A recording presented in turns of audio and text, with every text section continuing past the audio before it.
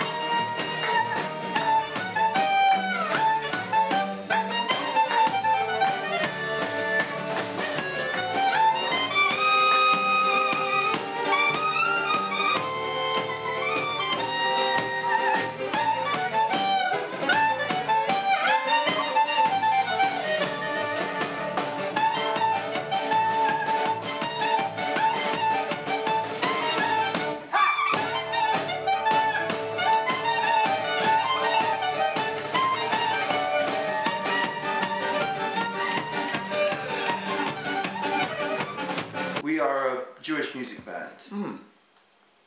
We started off by being categorized as a klezmer band, but klezmer is only one aspect of Jewish music, of course, the Eastern European Ashkenazi wedding music.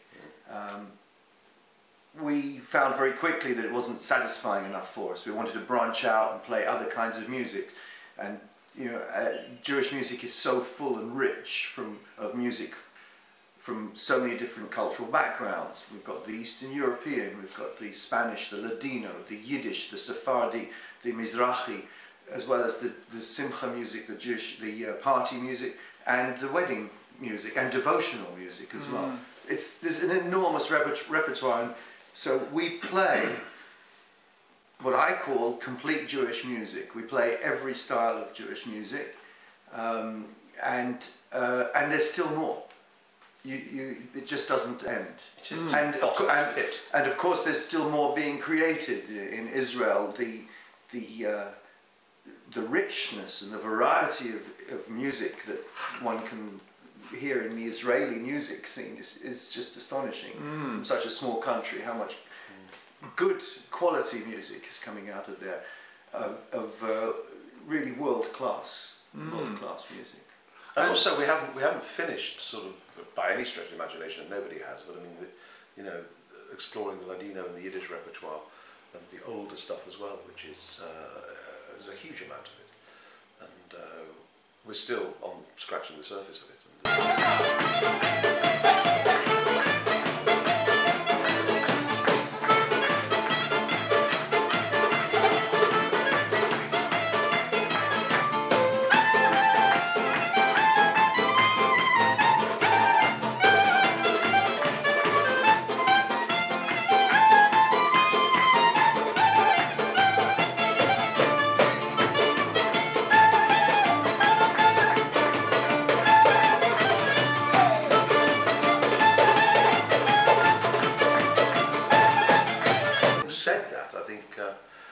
you know, although we're not writing original material for the band, what we're doing with the stuff that we're playing with the material. It's your own interpretation. Yes, absolutely, and you know, I think what we're doing and the way we play and the arrangements we have are very different to other bands. In fact, all the bands that you can hear in London, they all sound very, very different to each other. We're all doing very different takes on sometimes the same material. You know, one version. That's what makes Shir unique and exclusive. Absolutely. Talking about Jewish music, Maurice, does Jewish music differ from general mainstream music, would you say? Yes, it does. I mean, it's got some things in common. All music has the same universal language, okay? So everything's got melody and interesting rhythmic elements and harmonies and particular scales it's based on. But yeah, there is a distinctive thing which you could say, yes, that sounds Jewish. And Ivor, what makes a Jewish song that Jewish? unique? Yes. It's very difficult to answer that. the smell of gefilte. It really is a hard question to answer, and I've heard people try and answer this question. It has to do with, some people say it has to do with the scale that's used. Obviously, lyrical content will make a big difference. That goes without saying. And if you're writing a devotional or prayer music that's Jewish, has Jewish orientation, then it's obviously going to be. It may be where it's coming from, where it's what background it is, you know. But obviously, there's a lot of music written by Jewish people that doesn't sound Jewish. I don't think. And vice versa. White Christmas, wasn't it? Was it right? White Christmas. White Christmas doesn't sound very Jewish. No. Yeah. There's a very Jewish guy from the Haim. So much American music has been written by Jews, but look at My Heart Belongs to Daddy, which is by Cole Porter, which sounds incredibly Jewish, because he was surrounded by musicians who were all Jewish, and actually he isn't Jewish at all. He wasn't Jewish at all.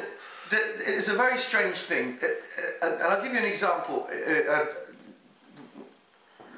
Piotr, our violinist, is Polish, and he's not Jewish, although he's moving now. You'll find me at some point. He's moving that way. He will eventually become Jewish. And he brings in pieces of music from Eastern Europe, you know, that were probably played by Jews.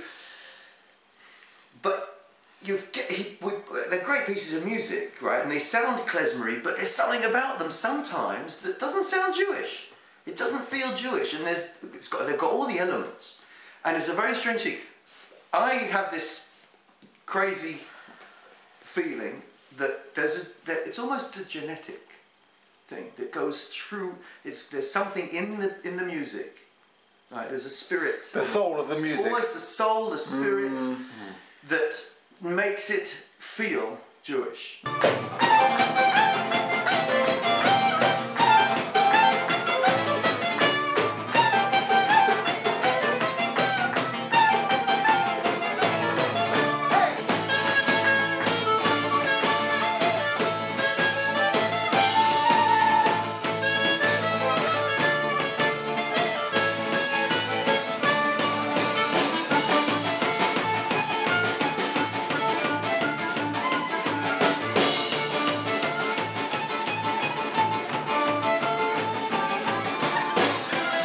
We often play new pieces. We'll just stick them up on a job.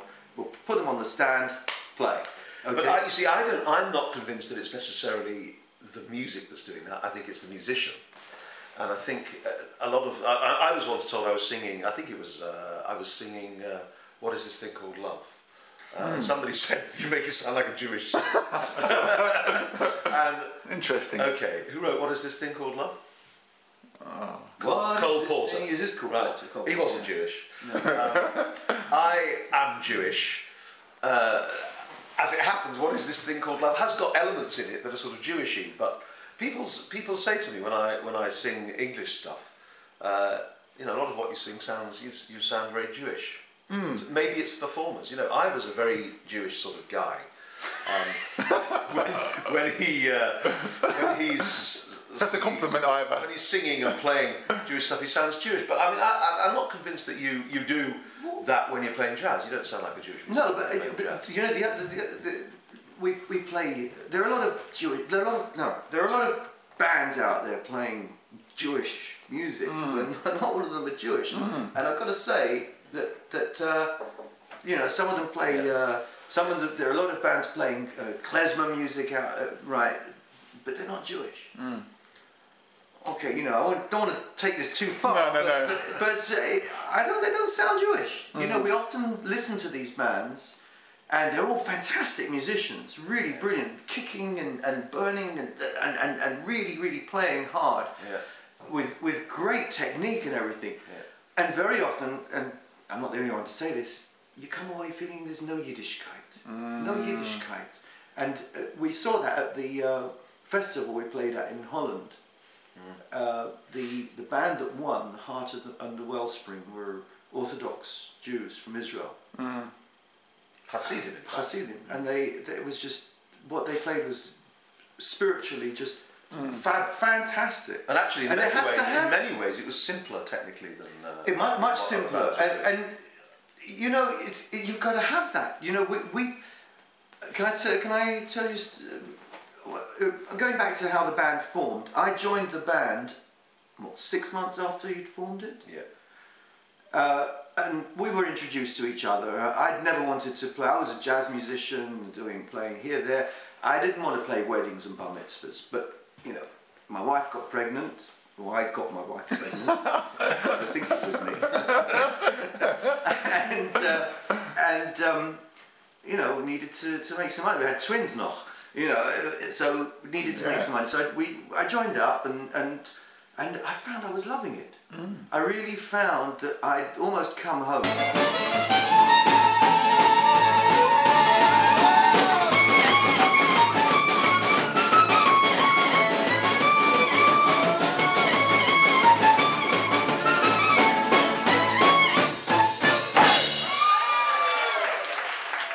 Spiritually, it was spiritually the closest thing for me, and the most natural. I mean, I grew up in Raleigh Close. I was at Husmandian, primary and grammar school. You know, we lived in Israel, and playing Jewish music was, for me, the most. I'd never wanted to, but I felt, and I've never been bored. I've never been bored playing this music, and I think it's because there's something extra in it that is spiritually very. It's me. It's me. Maurice, can I ask you, has Shir released any albums? Yeah, 3. So far. One. What was that? It's my phone. One. The first one is called From the Heart, and that is consists of mainly some Yiddish songs and klezmer, with 1 or 2 Israeli songs in there. A couple of Naomi Shemer songs, I think. Okay, I was here with some copies of the CDs. The second one was called Israeli Songs, and the first one we made independently and marketed and distributed independently. The second one we were asked to make by the world music label ARC, and that is called Israeli Songs, and they wanted the focus to be very much on just Israeli songs. And the third one we made independently. We decided that we'd like to sort of fuse the two main strands of what we do into one CD, so the Ashkenazi strand and the Sephardi strand, and we called it Ashk Farad. And that's your latest album, that's our latest one, and that's recently been taken up by ARC as well. Ivor has a copy of it in his hand. This is the here. Okay, there you are. This Ashk Farad was. Can you see me? Thank you, Ivor. We did Ashk Farad independently. Released it 2 years ago, and just recently ARC has taken it up in order to distribute it worldwide. Maybe Ivor, Maurice, Jewish Online Magazine could have a competition and the winner could get your CD. Yeah, fantastic. What will be the competition? We will think about it, Ivor, and I suggest the competition is people should send Maurice and I food. And we'll decide to, like a nice main course. The winning Hamish. And we'll decide who will... I'm the best potato cook. That's it. And we'll decide who wins. Ivor, can I ask you, I know this is probably a very difficult... We're going to do a lot of editing on this. No, this is a really enjoyable, entertaining interview. I'm not going to edit it at all. Oh, by the way, here, that's for you, David. I brought this for you. Thank you. The CD. Ivor, So it'll be a different one that's the prize for the competition. oh, okay. I'll take it back now. I'll take it back. This is a great video for people that are watching it. I hope you're enjoying it as much as I am. Do you think, Ivor, this is probably a silly question to ask, but I'll ask it. Yeah. Do you think your music is enjoyed by non-Jewish and Jewish people alike? Yeah, very much so. I mean, obviously it has different meanings for both groups of people. Yes. But Jewish people relate to it. We find very often that with Jewish people we're talking to their hearts and their souls. We're bringing back memories of when they were younger and they used to go to youth groups, used to go to Israel. You know, we're talking to their souls.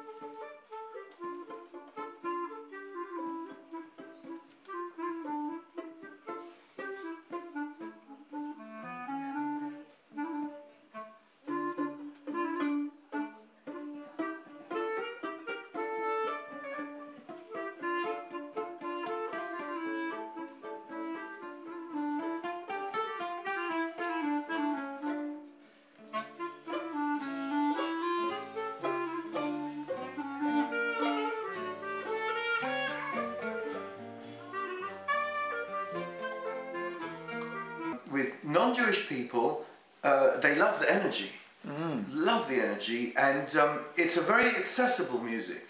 It's very easy to latch onto. It's also exotic for them as well. They feel they're experiencing something new. Yes. It's, I mean, the music is you know, as you know, it's full of joy and full of sorrow, and hopefully we express that to fully, the emotional content. The sorrows. There's a lot of sorrows.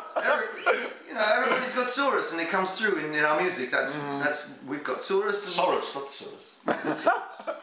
There's a competition. George, right way of saying sorrows. Sorrows, sorrows. Sorrows. So where does your family come from? Manchester Yiddish or London Yiddish. No, mine is from the East End. It's Sorus. We should be running a series of this. Because if you say bagel. Bagel? It's a bagel. Bagel. No, it's Savot. Is there's the Hebrew. Anyway, just a minute. What was I talking about? I don't know. I keep enjoying. Okay, Maurice. Hang on a second. But what we do, what is really wonderful is when we very often we'll play simchas, and there'll be a large. There can be a contingent of non-Jewish people there, and they love the dancing.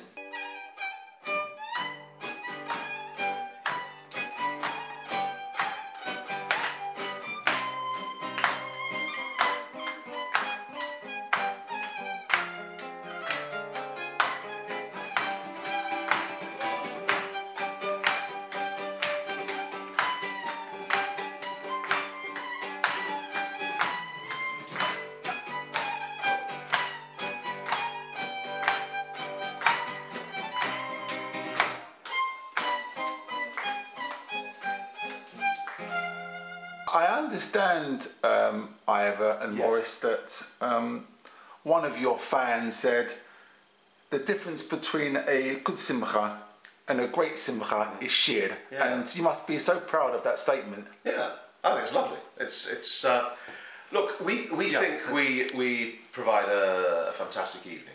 Ivor, can you tell Jewish Online Magazine about some of Can you tell Jewish Online Magazine about some of the achievements of Shir? Some of your highlights.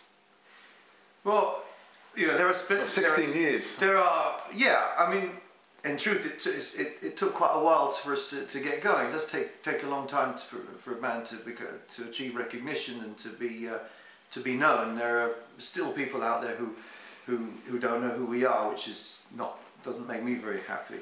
But I think one of the achievements is there are specific achievements. We were in we've travelled in Europe. We've travelled to Spain quite a bit.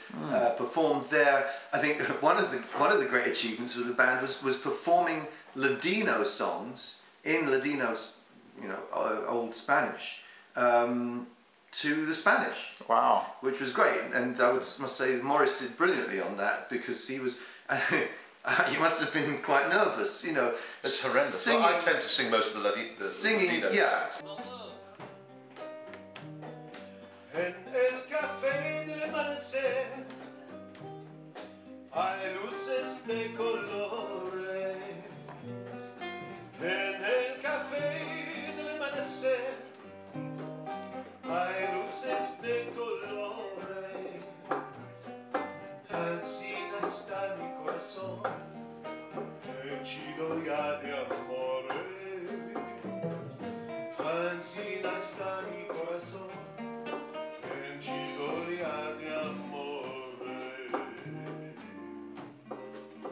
So there's specific things. We were in Holland in 2010. We participated in the International Jewish Music Festival in Amsterdam. We were awarded a prize for the best performed Yiddish song. We're recognised as a community band, and nice. We've done a lot of charity work. So I think that's, you know... I think one of the highlights for me was playing for the Kindertransport. That was reunion. Yes. Wow. Yeah. It was a big event. It was it the 70th or 75th? It was the 70th. The 75th is next year. Yes, and we're probably playing for that as well. Yeah. But to meet those people and to play for them was very moving. Very moving. You know, those people have been through a lot, and to be the band that was asked to play for them meant a lot, because a lot of our music comes from that part of the world. And it did mean a great deal to us. And you know, I was getting phone calls from people afterwards who'd taken a program, and you know, contact was made, and it's very nice. That was a lovely thing. We do a lot of that stuff. We played at Purim. It was at Purim. We played at the Holocaust Centre in Hendon. Yeah. And just to be with these people, to be actually able to entertain these people, to be, in some cases, taking them back to their childhood. In fact, we were asked to not to do too much sad stuff, because they were all getting very sad. So that kind of thing to us makes it worthwhile, and if Jewish Online Magazine viewers and readers, Maurice and Ivor, want to know some more information about maybe your events and concerts being planned, do you have a website? Yes, we certainly do. The address is www.shirmusic.co.uk. Internet is so, you know, you can spend days and days putting yourself on different websites, so it's quite extensive. Still nobody listens. Ivor and Maurice. I like it. I listen to it every day. Ivor and Maurice, this has been the most entertaining, really, sincerely, it's been the most entertaining we haven't played any music. Do you want to dance?